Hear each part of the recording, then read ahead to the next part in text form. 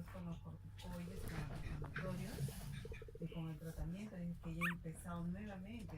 ¿Qué pasa? La semana pasada ya recuperándose ya bastante y ahorita está mucho mejor porque ella sí está más. Mira, anda cómo se da.